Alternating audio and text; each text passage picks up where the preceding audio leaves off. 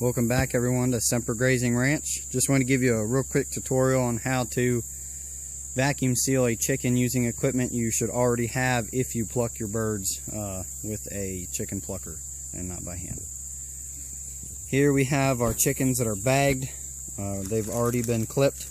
They're all breast face up, and I've gone through and put a slit inside each one of these in the divot between the two breasts.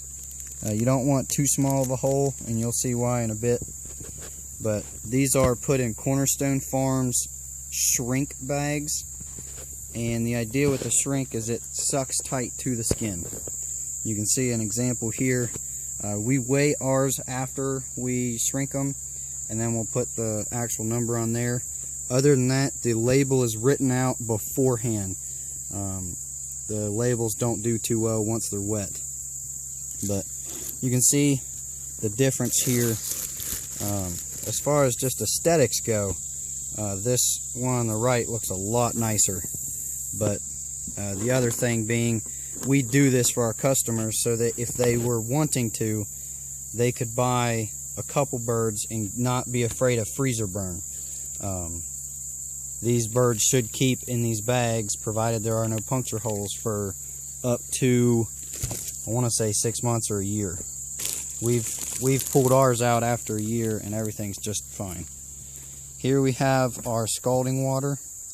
Down here our temperature is right around 175, 180. It's actually getting a little low, but it should still work just fine.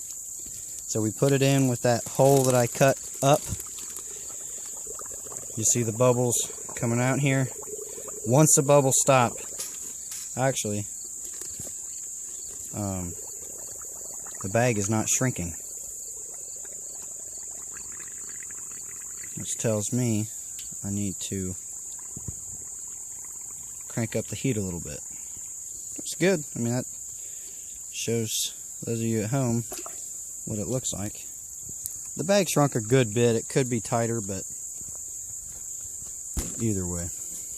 So we'll go over here, dry it off, and then we put a sticker over the hole, and you got your seal.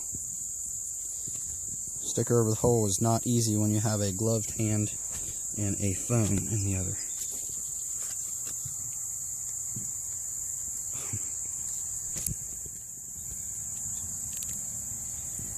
And the hard part is actually finding that tiny hole that you put in there. And there you go. Voila.